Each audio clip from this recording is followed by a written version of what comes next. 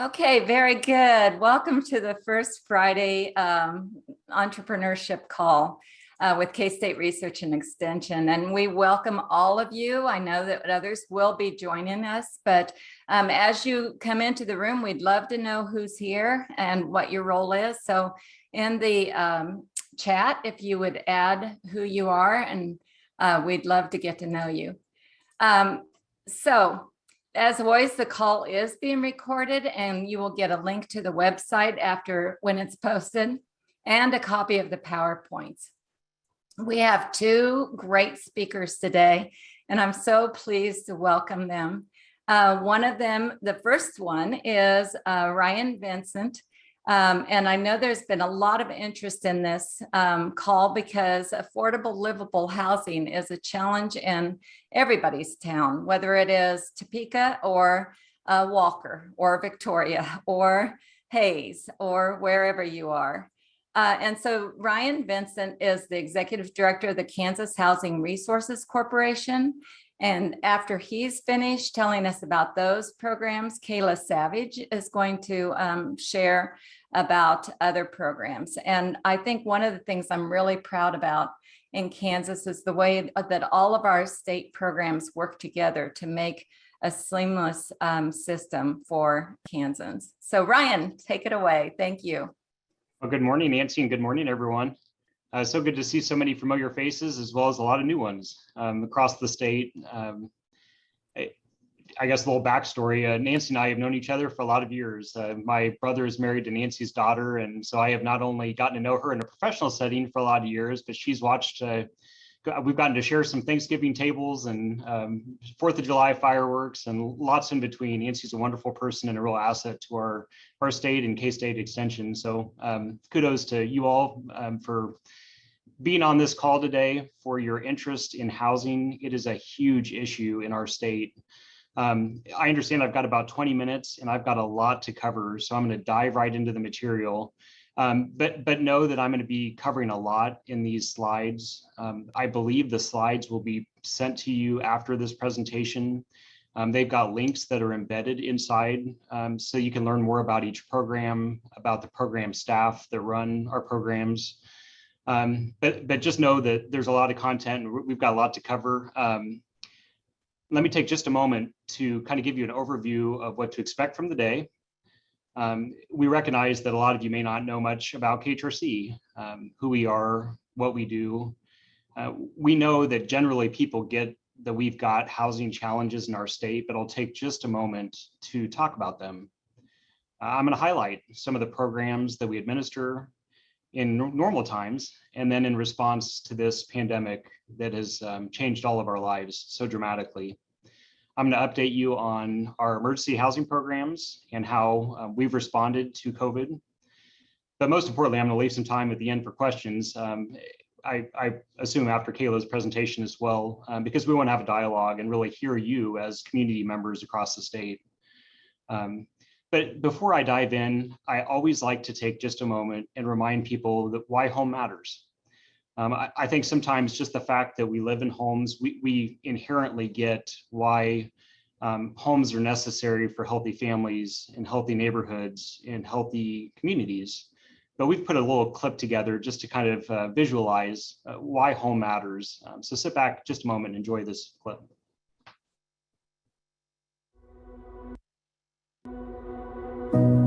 Dear house, through your doors is everything I love. Below your roof is everything I am. Your walls frame my life.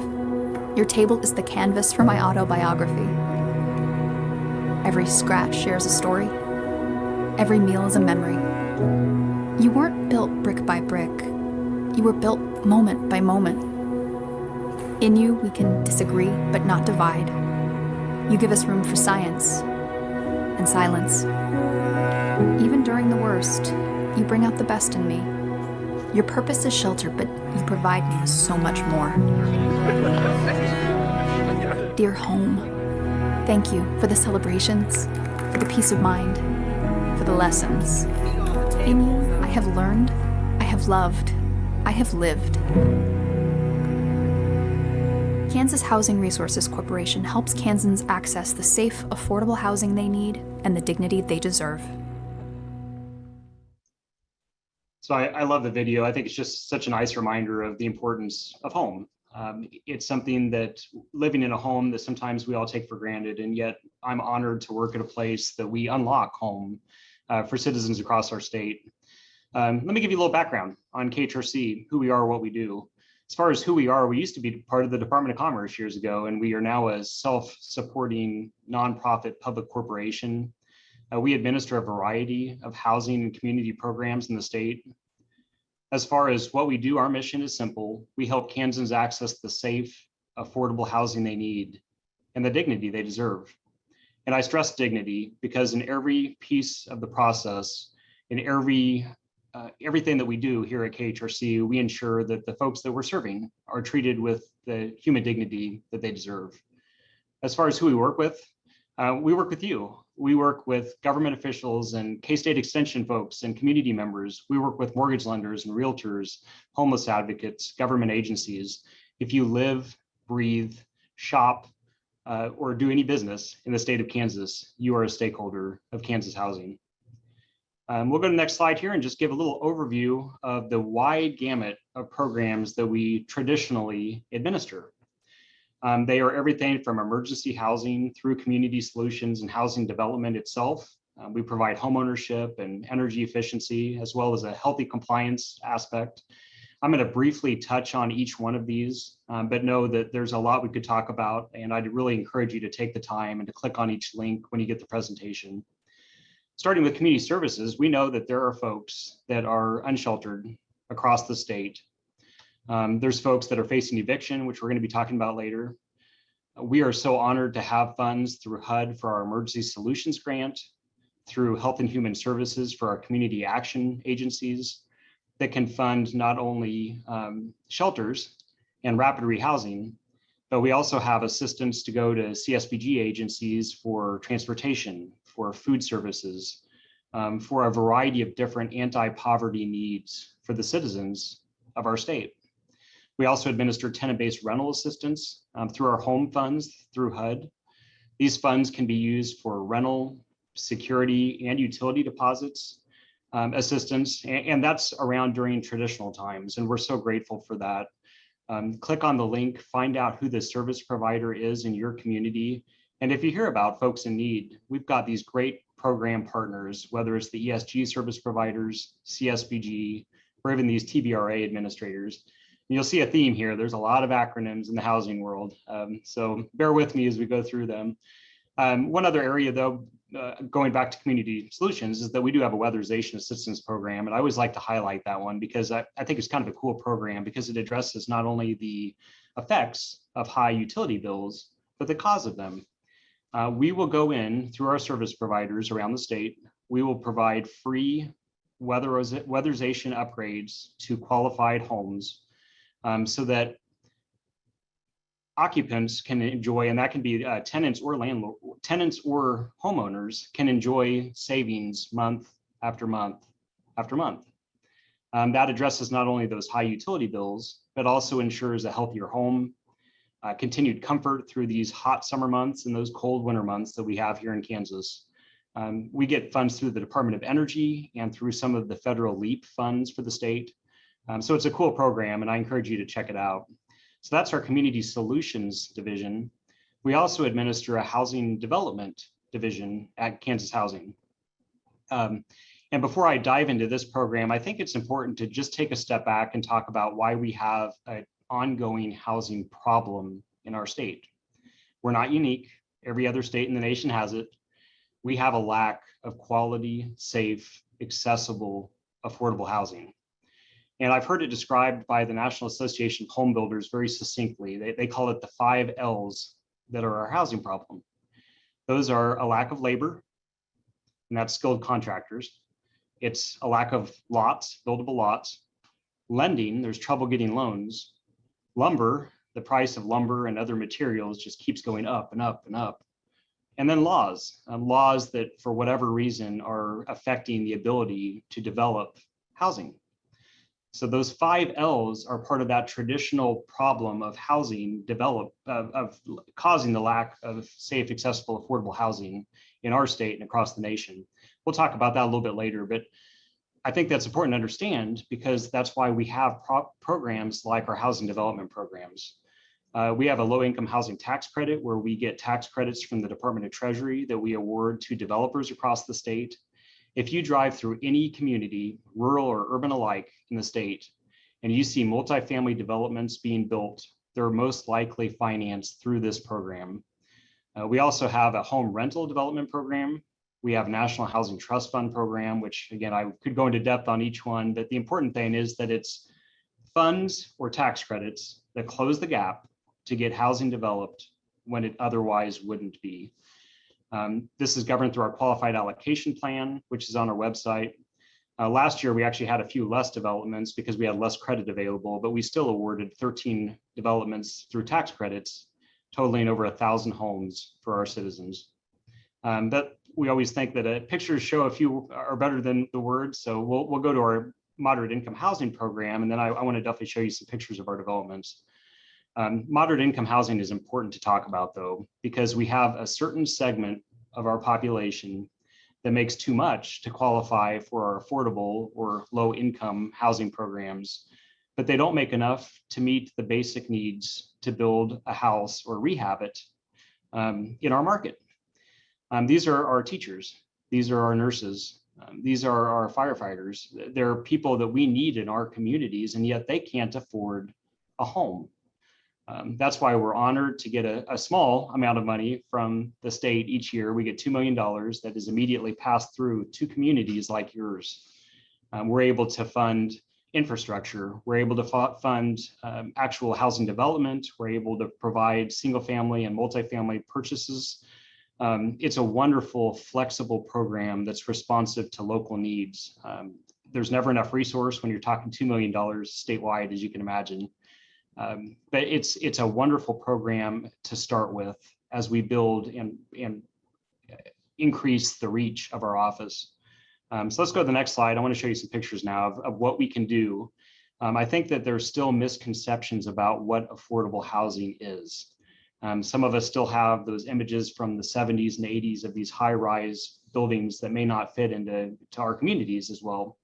The housing that we are financing these days are beautiful. They're huge investments for your communities. This is the Lee Lofts property in Salina that just came online last year. It's a great example of how we took a historic building. Actually, it's where Lee Jeans started, which is kind of cool, the history there. We were able to provide 53 units of important family housing in Salina while they're growing so much. We were able to save a historic structure. We were able to be a key partner in their economic development and their downtown revitalization. We were able to help the local industry, the local contractors. It's a win, win, win. Let's go to the next slide. Here's a picture of Stony Brook Homes. This is a there's different properties in Scott City, Norton, and Hoxie.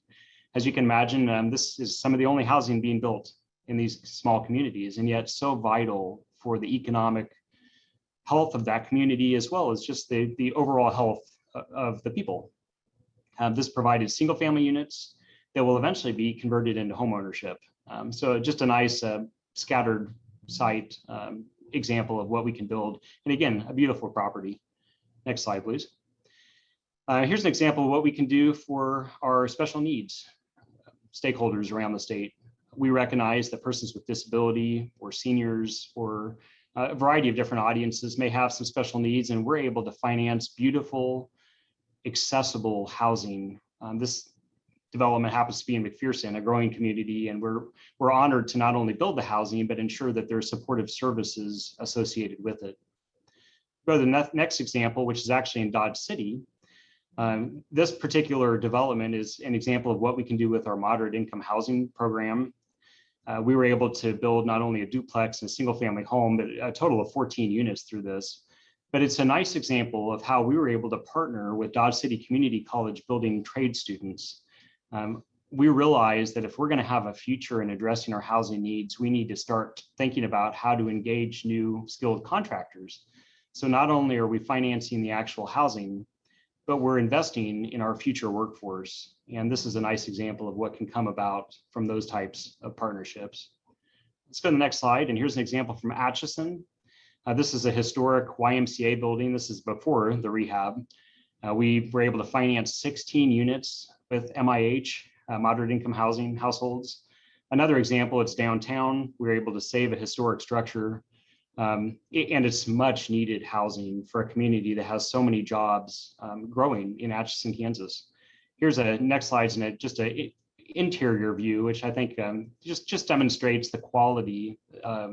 These are units that people want to live in, and so key to attracting the workforce, the families, the ultimate community members that we need for your communities and for our state. Next slide, please. I know I'm rushing through, but just want to make sure I'm covering everything. This is our down payment assistance program. We're pleased to have participating lenders across the state of Kansas. For folks that income qualify, they're able to receive up to 15 to 20% of the purchase price of their home. Their only obligation is to live in the home for 10 years, and over that period of time, the loan is forgiven. It's a great program. We recognize that home ownership isn't for everyone, but it's so important for so many. This will help folks get their foot in the door to home ownership. And we are so pleased that just in the last couple of years, we were able to get, I think we're well over 200 homeowners now. So it's a great investment, a great program. Definitely check it out when you have time. Compliance.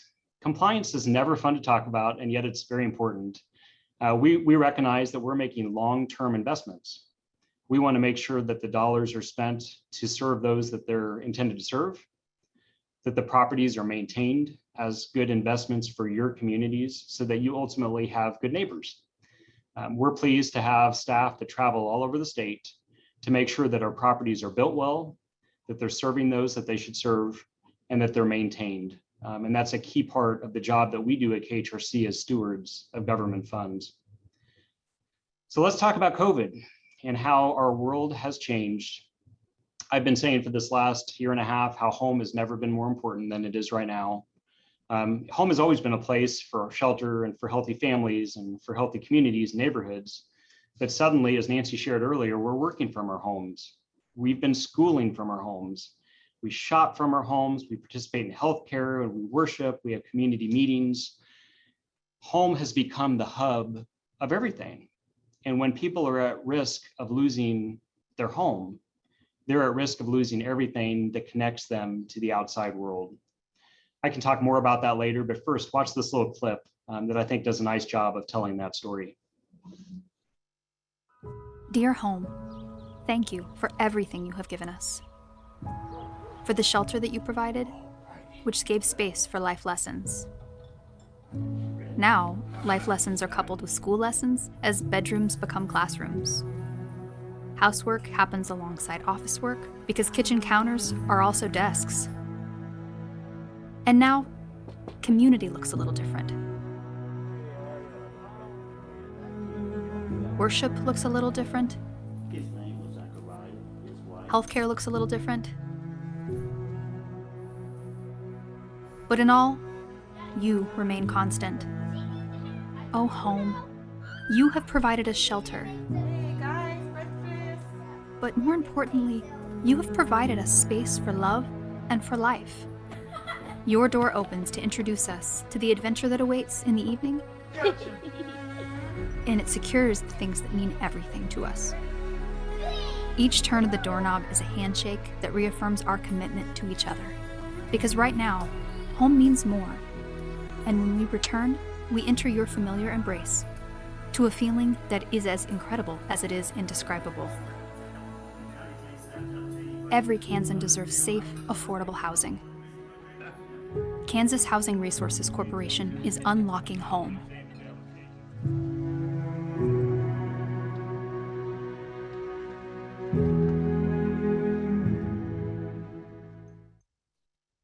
As the video says, right now, home means more. And at a time where you're hearing a lot in the news about eviction moratoriums and the impact and the uncertainty, I want to take just a couple minutes and talk about where we're at as a state and what we're seeing here at Kansas Housing. A little background, you're all aware that we've had different, both state and then this federal CDC moratorium in place up until just recently, and there's some legal uncertainty with it. But the fact is that there's a lot of tenants who, despite the moratorium, have had unpaid rent that has built month after month after month. We also have landlords, most of which are small business, mom and pop shops that have been left without income to pay their bills, their mortgages, their utilities, their taxes, month after month after month. This is an unsustainable collision course for our state, and why we have some resources I want to talk with you about this morning. As far as a few numbers, about a third of our state rent their homes. The projections have been scary this entire time. As of this month, the projections are that about 27,000 Kansan households, and that's households of people, are currently behind on their rent, and about 14,600 of those are at risk of imminent eviction. For the landlords, in January, they had a shortfall for that period of about $130 to $185 million. They've seen a decline of about 12% in revenue, while they've seen an increase of about 15% in operating costs. Again, we're on a collision course. And that's why we at KHRC are thrilled to have some resources I want to talk with you about. We started last year with some additional emergency solutions grant and CSBG dollars, significant, I mean, $25 million for our state. Last fall, we launched a Kansas eviction prevention program. We designed and implemented a program in a matter of weeks. The program ran for 60 days and we got $20 million out the door. Let's go to the next slide. We've got a few, I guess maybe even one after that. Here's a few numbers just to kind of put it into perspective. During those 60 days, we received approximately 10,000 applications from tenant households around the state, with almost 30,000 people in them. You think about 30,000 people, that's the populations of many of our mid-sized cities. They requested almost $26 million, and we were thrilled to get almost the entire amount of dollars out the door that we had allocated for that program. But it was a window of time, it was a snapshot. The program ended in December because the funding ended, but fortunately, we had another much larger program get passed by Congress. This program is called the Kansas Emergency Rental Assistance, or KERA program. We received approximately $300 million at our office for the state of Kansas. You can imagine the chaos it's been for my team as we've done our best to get those funds out the door to so many communities with so much need.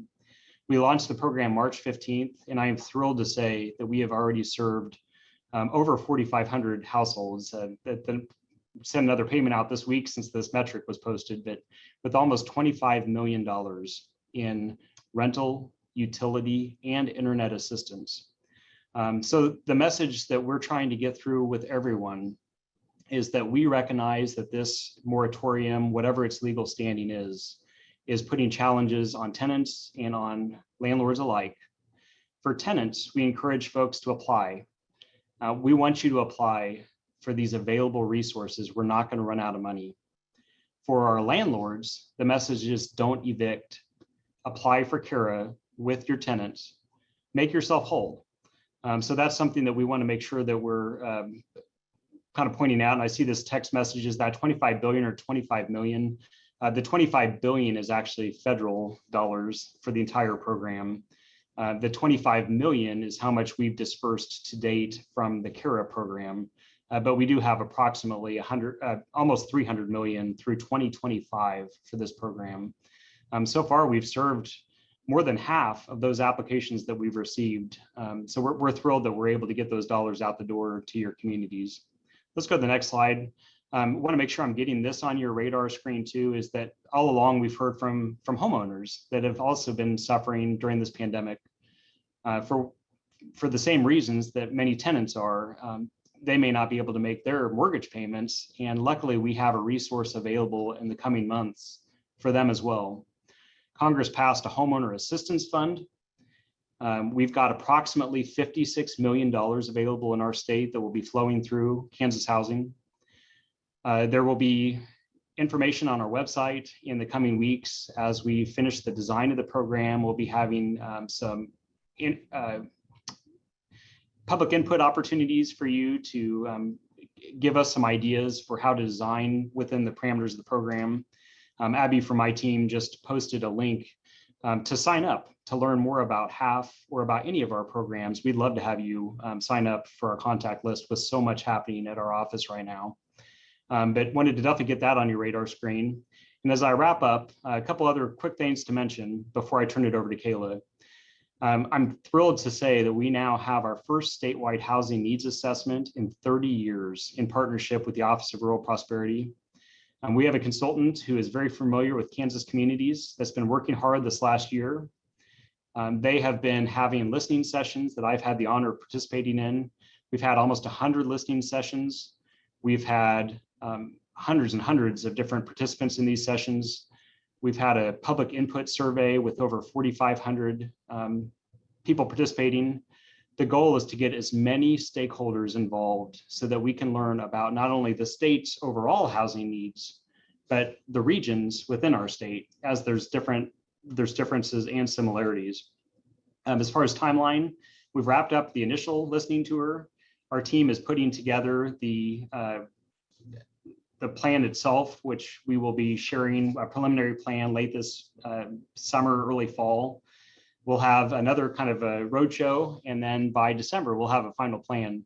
The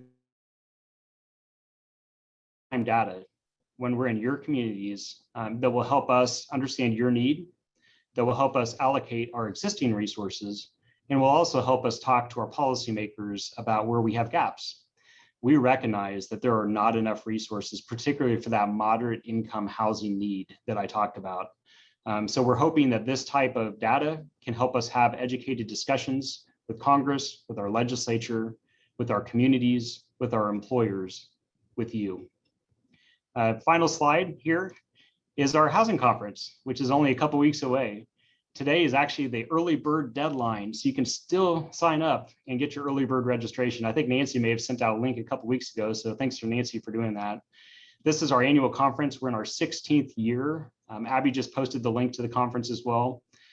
We've got some great speakers this year, from the governor to the lieutenant governor, from Senator Marshall to Congresswoman Davids. We have Senator Olson, the chair of the Senate Commerce Committee, but it's more than just policymakers. We've got developers, we've got federal partners, we've got stuff like compliance, state of the state housing, diversity, equity, and inclusion, and even COVID response resources, which I briefly touched on. So I wanted to make sure I got that on your radar screen. We'd love to have you participate. It's a virtual conference. Sign up today. My contact information follows. I'm going to turn it over to Nancy or Kayla to take it from here, but I'm happy to field any questions as time permits. Thank you, Nancy. Absolutely, Ryan. Thank you so much. That is a lot to digest, but I think that the idea of subscribing to your list is a great one, so that people can get bite-sized information at the time that they need it. So our next speaker, and thank you, Ryan, for staying on for questions later on. Our next speaker is Kayla Savage, the Community Development Director of the Kansas Department of Commerce. And Kayla, take it away.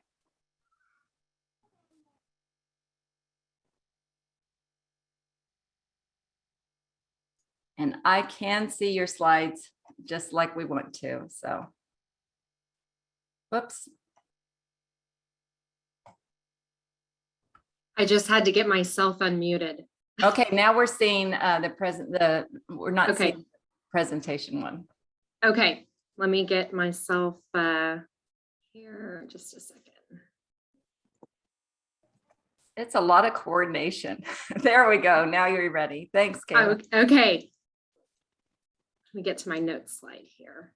Okay, can you still see my presentation, Nancy? I can, yes. Okay, great. Well, first of all, I just want to say thank you to Nancy and especially to Ryan for this opportunity. So I am actually piggybacking on what was supposed to be KHRC is full-time to talk about housing. But as Nancy mentioned in the opening, we have at Kansas Department of Commerce a great partnership with KHRC. In fact, we are one of the co-members of the Housing Interagency Committee, or we call it the HIAC, which brings together all of the housing resources in the state of Kansas. Of course, KHRC, as you have seen, has a deep bench of programs that are available to communities. And so we are just happy to kind of round those out and be part of that group. The other partners we have are Federal Home Loan Bank and also USDA Rural Development. And what this means is just more benefits and more opportunities to our Kansas communities, our developers, and our citizens. And so just kind of continuing on here, we have a few housing programs at Kansas Department of Commerce. Essentially, there are three where we work with local units of government and also our Main Street communities. So our Rural Housing Incentive District, or RHID, is one of the programs of the Kansas Department of Commerce. Community Development Block Grants, of course, those live within the Community Development Division here at Commerce. And Upper Story Housing Loan Program that is a part of Kansas Main Street. And for those of you who are unaware, Kansas Main Street was part of Commerce for a number of years, from about 87 to 2012 when the program was eliminated by previous administration. But we are happy to have Kansas Main Street back and strong, and added back in late 2019. And so this is one of the loan programs that Kansas Main Street has brought back to benefit our Main Street communities with development of upper story housing. So I'll get started with the RHID. This is essentially a program that is designed to encourage the development and renovation of housing in rural cities and counties. This authorizes cities and counties to actually finance certain public improvements that support the housing in the rural areas, and addresses the shortage of housing as well. This act was actually instituted by our legislature, so we do appreciate their support in that. And it focuses on both economic and business benefits of providing additional housing options. So you can actually find the state statute on RHID as well on our website if you just search RHID at kansascommerce.gov. But here's the basic parameters of it. It's you've got the what, you've got the how, and then who. So the how is what is very interesting that a lot of people are interested in, is that you take the value of essentially what would be a brownfield or an underdeveloped site. You assess that value before at the beginning of the project, and then you assess the value at the end of the project. And that increase in the tax value is what the city or the county can then capture to actually make public improvements or improvements to that site. This does allow cities and counties to also address specific types of their housing needs. For example, multifamily, single family, and in a variety of price ranges. The great thing about RHID is we are not duplicating anything that KHRC is offering. In fact, this is a great partnership to actually elevate the opportunity with programs like MIH that KHRC already has available to communities and to developers. So this just really flows nicely with it. It's a great opportunity to put those two things together. This involves, so as I mentioned, the property tax increase when it's created by the new housing project, it pays for, essentially reimburses for those certain infrastructure costs. And so again, this is to defray those costs. And the incremental increase is really, it's kind of it's just a very complementary way to increase development and housing and opportunities for those local communities. On the next page, and of course you can see here the parameters for both population for city and county. Next page here is the permitted uses for RHID reimbursement. So It is quite a list of everything from, your site preparation to sewer, water drainage, those things that we don't always think about that are necessary to support housing developments. So that's a quick slide there. Very exciting thing happened in 2021, this past legislative session. We had a bill introduced into the Senate, SB 90, and the Senate Commerce Committee actually was very instrumental in helping this bill get through and get passed and get debated and amended, and was essentially actually passed by law. So what is exciting about SB 90 is that it actually adds the eligible reimbursement expenses to pay for upper story development in our central business districts across the state. So this benefits our Main Street communities, it benefits our Main Street affiliate communities, and it also benefits all communities in Kansas that have a central business district with those upper story lofts that are available for development.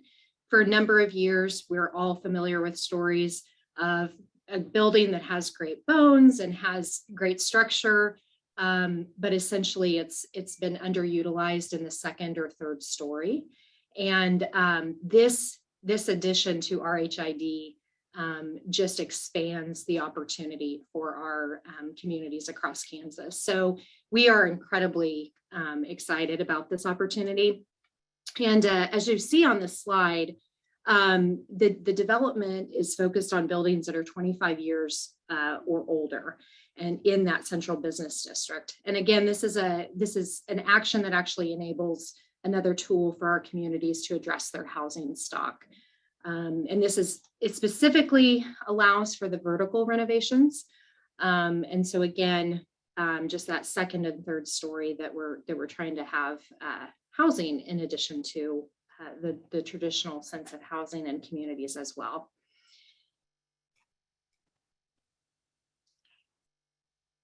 So I'm going to break down the steps for those of you who might be part of a city or a county that might be interested in RHID. We've had a lot of questions about this since the new movement with the upper story development. So step one is your city or your county must prepare a housing needs analysis. Now, Ryan already mentioned the great statewide housing study that is going on with the partnership of KHRC and ORP, but this is much more base level at the community level to us to make sure that you as a community understand what your housing needs are. And we do have a sample for any community that is just not even sure where to get started.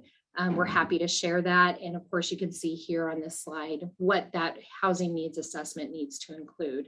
This is not something that should cost you an exorbitant amount of dollars. You can work with a consultant or a research group to produce your housing needs assessment, but it is also not necessary. And I'm going to talk a little bit later when I talk about CDBG housing about a tool that already exists, which is the housing assessment tool that can actually be leveraged to include or support your housing needs assessment. So I'll get to that later. So step one, the production of the HNA. Step two, your city or county resolution. The city or county, of course, has to support this because, again, this is a collection of the tax increase, that incremental increase that happens when the project actually improves the site or the property that's included in that rural housing incentive district. So once that resolution is complete, then that, of course, goes to, or it comes to the Secretary of Commerce to actually review. So you send up the resolution with the HNA for the Secretary of Commerce, also our Lieutenant Governor, David Tolan, to review and make sure that the community has gone through the process to really consider what their needs are.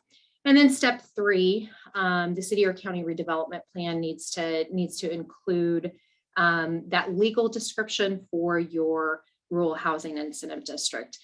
Something to note is that you can have, if you're a community that already has a current RHID, but you're interested in what SB 90 is adding to the act, you can have multiple districts. within a community. We've been asked that several times, that you can have multiple districts, multiple RHIDs in your community. So a couple of communities that have done a really good job are both Dodge City and Emporia. And so just like we do a great job at the state level of communicating and talking about our resources, I would highly encourage any of you on the call to reach out to those folks as well. The folks in Dodge City, Molly and Joanne, are great about helping wherever needed. And we know some people in Emporia that are great about reaching out as well. So if anybody wants any contact information there, don't hesitate to reach out to me directly, and I can get you in touch with those people. So for more information about RHID, I like to call him the RHID godfather. Robert North is our chief counsel here at Kansas Department of Commerce, and he was around when we did the first RHID Act, and of course was very instrumental in this new expansion with SB 90. So he is the person that can help a community or a county walk through that process and provide some additional resources if there's anything needed in that way. And again, this is designed for cities and counties for that financing. So I'd encourage you to reach out to him. Kansas Main Street. So we've got a couple of the team members actually on the call today. But as I already mentioned, Kansas Main Street is back. And one of the benefits that this very robust program has added to our designated cities is an upper story loan program. And so with RHID, with the SB 90 expansion, if you're also a designated Main Street community, you also have access to this upper story loan program for your developers, your partners who might be helping to fund an upper story loft or apartment project. This is a 3-to-1 matching loan program that offers 0% interest for a set term. Again, I mentioned this already, but it is available only to designated Kansas Main Street communities.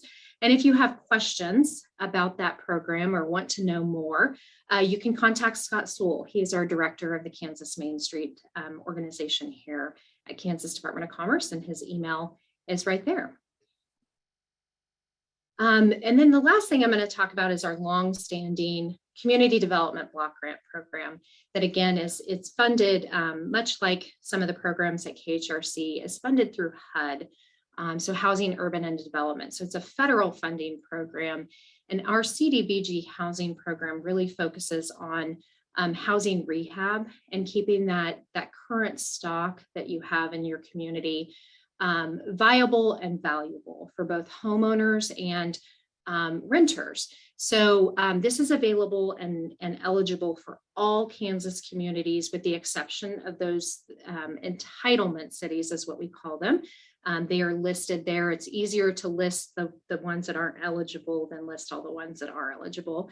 The good news, of course, is that the majority of Kansas communities are eligible.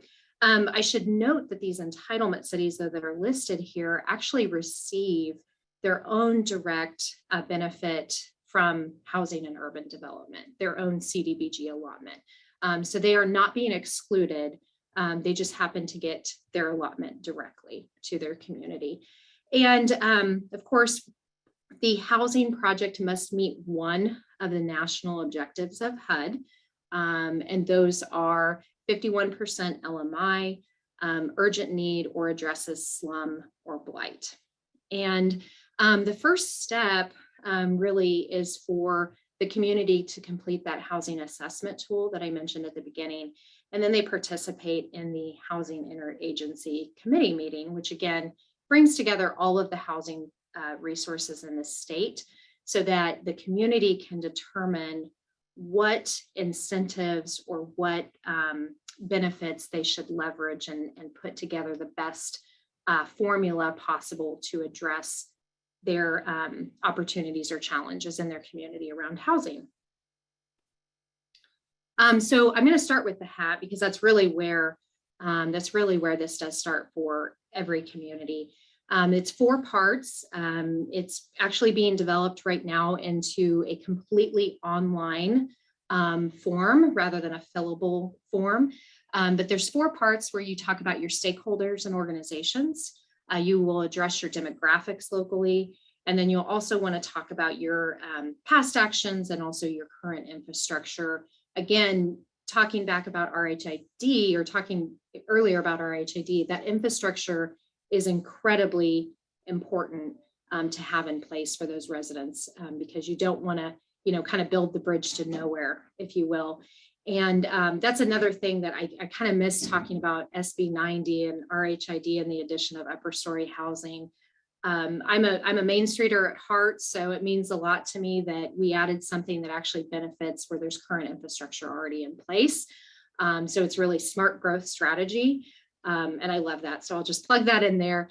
And then part 4 is where we ask you to actually analyze your data. So this is really, it's not a homework assignment. It's really to assist communities to become more aware and informed of their current housing inventory so that they can actually develop relevant strategies for their housing improvements. Again, it's not a cookie cutter approach for every community. We know that we have housing opportunities in every community, but the solution and the formula is different for each community. So this is a great tool to assist communities in assessing their needs.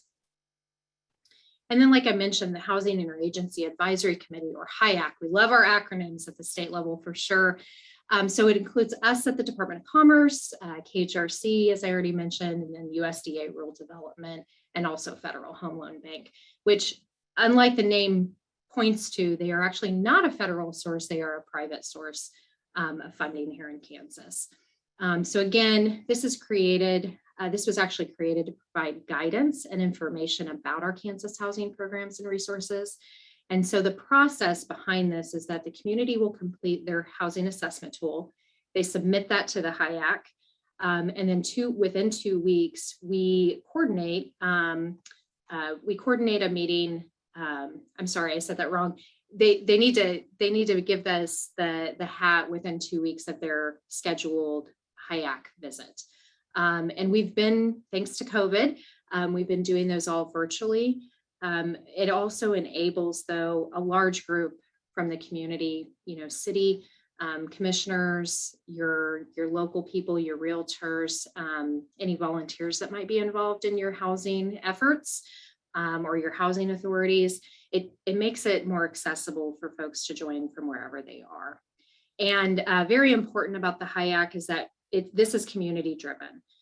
So the community must be in attendance, of course, at the HIAC to get the benefit of the information and the knowledge. So I'm going to go pretty quickly through this because you can actually find all of this information about CDBG on our website. So again, I already mentioned, the national objectives of HUD. We have rehabilitation and neighborhood development are 2 programs under those 2 objectives that goes through the details there. And then also slum and blight is typically going to be for demolition.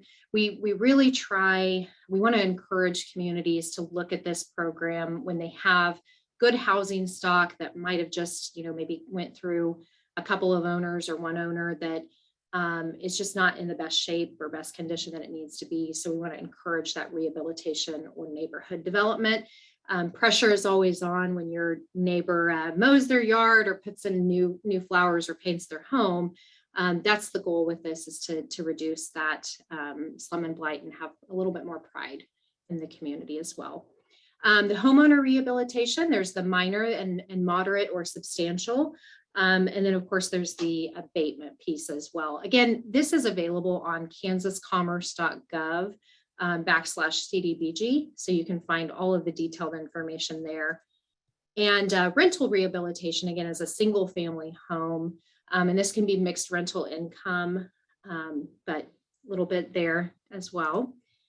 And demolition is usually involved when there's permanent relocation. If the home is just determined it's just not safe. It's not safe, it's not rehabable. It's just too far gone.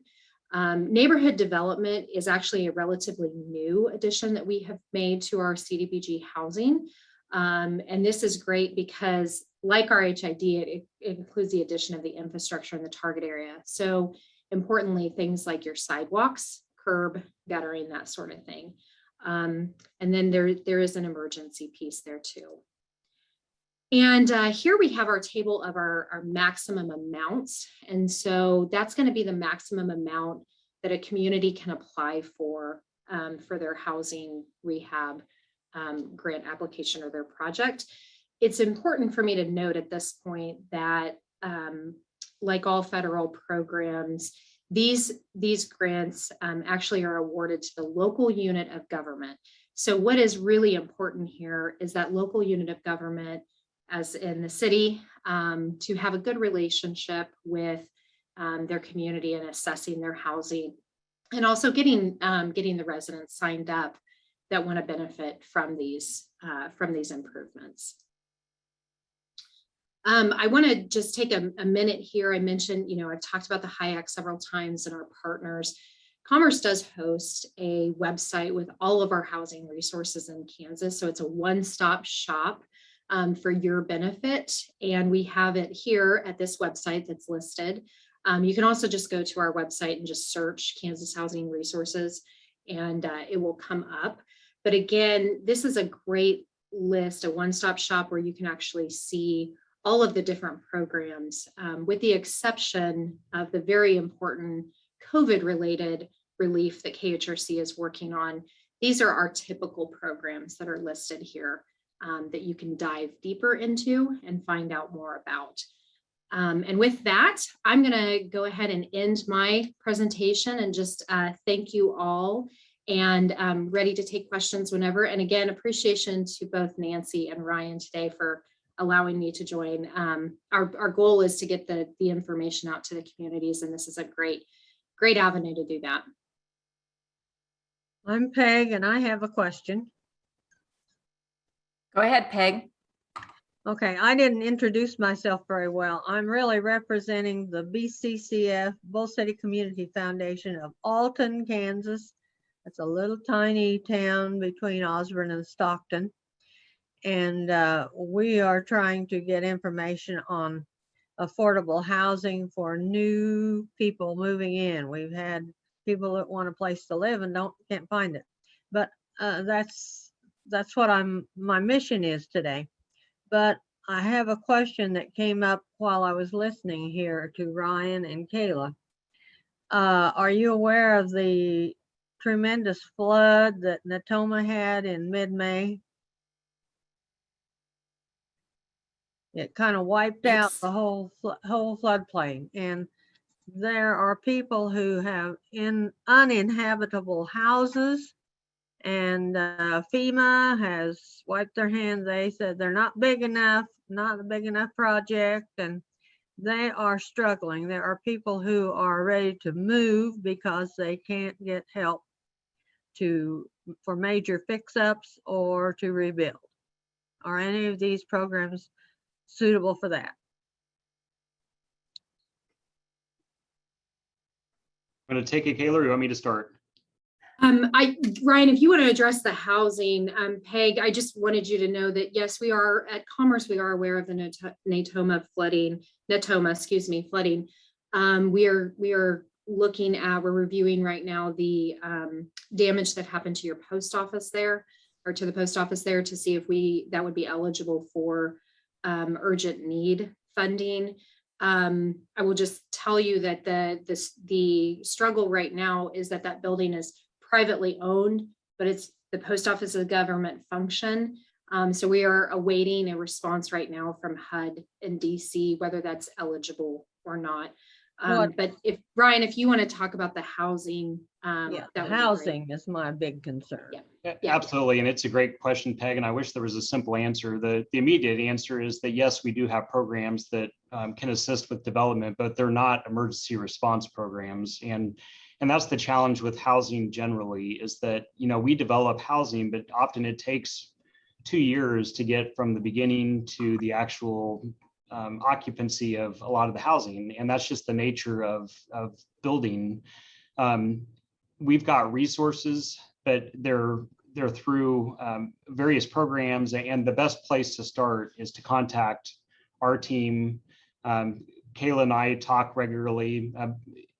but between like the housing assessment tool that she mentioned, it's communities reaching out to us and letting us know about what the needs are.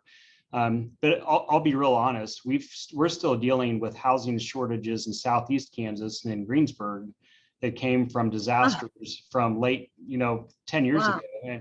And that's the challenge, is that we did get extra. I mean, we got a significant amount of development and funding in Greensburg, in Coffeyville, and Independence. But they still, after the flooding in 2007, they still have not rebuilt to the level that they need. And I think that's where we as a community and as a state need to be talking, that if we want the ability for government agencies, for our people to immediately respond to each crisis that comes our way, then we need to talk about having an infrastructure in place that's not reliant on federal housing programs that are cumbersome, that are regulatory heavy. And it's ensuring that we have discretionary funds available. And KHRC does not receive a single dollar from the state of Kansas, other than that $2 million in moderate income housing that goes right out to communities. Most other states fund their housing agencies. And I think it's important for everyone to understand that we've got to have a discussion with our employers, with our communities, with our policymakers about what expectations there are for our office, as well as for the state and for communities, so that we have programs and resources available when there's a time of crisis. That's why we're thrilled that we've got these federal resources for the emergency rental assistance and for the foreclosure prevention, but that's just trying to catch people up now. That's not creating new housing units, which are so sorely needed. So it's a great question. We'd love to talk to you offline about maybe some more midterm solutions, but unfortunately, I'm not aware of something that is just immediately available that would assist your community. So you mentioned, well, I now lost the word, representatives or whatever. So the route to follow would be to contact our state representatives and senators to try to get something local that's not affiliated with the feds. Well, I would certainly encourage you to contact our office for what assistance we can provide through our existing programs. But I do think it's important to talk to your policymakers, and that's both the local representatives in the legislature, as well as, I hear from employers. I hear from, there's so many. Kayla and I were just on a meeting last week in Salina, and they were talking a couple weeks ago, and they were saying that they've got 2,500 people wanting to move for jobs in the city, and there's no homes for them. And that's, so it's affecting our economy as much as it's affecting our communities. And until we can connect those dots, until we can make our policymakers understand that investment in housing creates economic opportunity as well as a healthier community and neighborhood, only then can we really make headway in addressing our long-term systemic housing problem in our state. Thank you. Absolutely. Brian, when Go you ahead. did your presentation, you had just a little spigot about modular homes. And I was on a webinar not too long ago, and it was really about investing in these companies or actually buying a home. But there seems to be a lot of activity in modular homes, both for speed of construction and the lower cost. And they're quite good. I mean, some of these companies are making $1 million homes. And they mentioned about a 700 unit project in Newton in particular. And the other thing is that they often will build the factory close by to where there are large projects. So you have that economic development plus speedier construction, up to 20% lower cost. Have you heard of this or involved in any of that? We have bits and pieces of different developments. That's one nice thing about not only our federal programs, but moderate income housing, is that we're able to kind of have some pilot programs out there to see what works. And we've done everything from finance tiny homes to modular manufactured housing. And there's no one answer to any community's housing. I think what we've seen is that it takes everything, all products, it takes all resources, it takes all partnerships to ultimately get housing built. And that's why we love our moderate income housing program, is because we at the state aren't telling you at the local level what kind of housing you need in your community. Instead, you're telling us what the needs are, and we're trying to get that financing to you.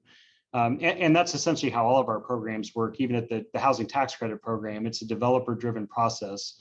Developers pick their teams, developers pick their products. We do have certain rules and scoring to make sure that they meet the various needs at the state level that we're trying to craft. But we very much welcome innovation and new products, and we're seeing that more as costs continue to rise. So it's a great point, John. It's something we certainly are looking into. Okay, thanks. I'll mention here too, John and Ryan's familiar with this too. There's some movement around 3D printed homes as well. And so Virginia's really kind of paving the way, if you will, no pun intended, but there are some folks that are looking at that in the state of Kansas as well. But I'll just amplify what Ryan already said, and that's that there is no one approach that works for everybody, and that's why it needs to be community driven, and it takes all those players. I already mentioned, how RHID supports MIH and how it can support CDBG and how it can support the upper story loan program with Kansas Main Street. But it's got to take all of those pieces of the formula, if you will, to get to that end solution, that end goal, which is to address our local housing needs.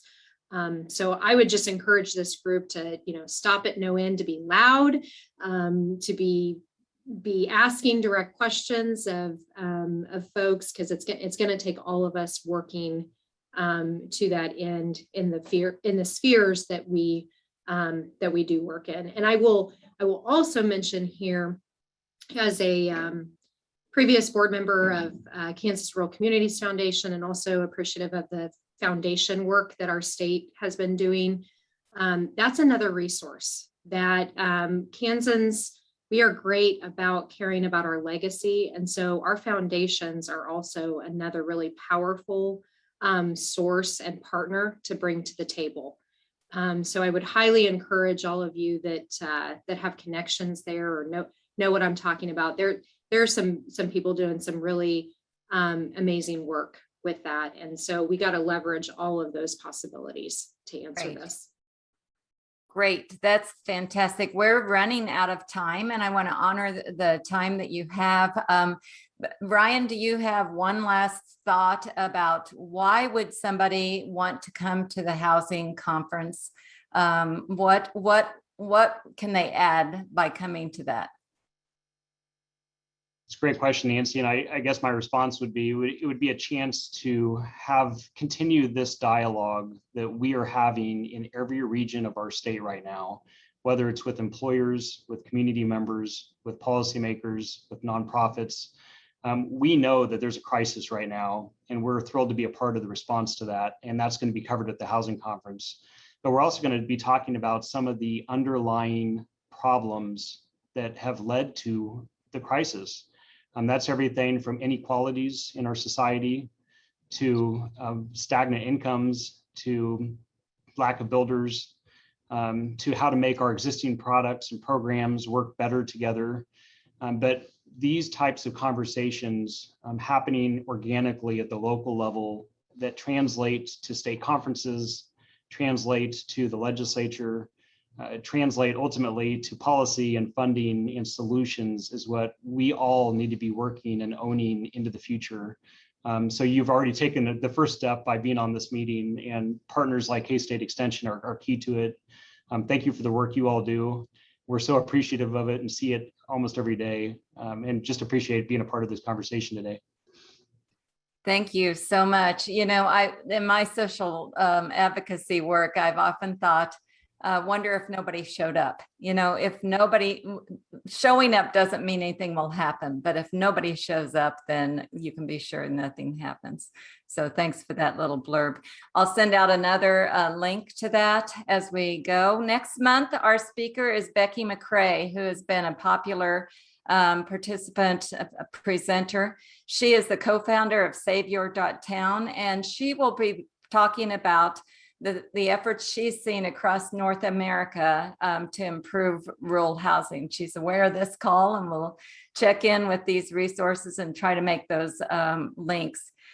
So this is a great follow-up. And I heard, and I think a great program for the future is to have Emporia and Dodge City talk about how they implemented what they did. We can all learn from each other. So I always like to leave a little thought for the day. And today is inspired by a Kansan, Jason Sudeikis, whose character Ted Lasso uses John Wooden quotes. So you're probably going to hear some more John Wooden quotes. By John Wooden, do not let what you cannot do interfere with what you can do. So go out there and create a great Kansas day. Thanks, everybody. Thank you, Nancy.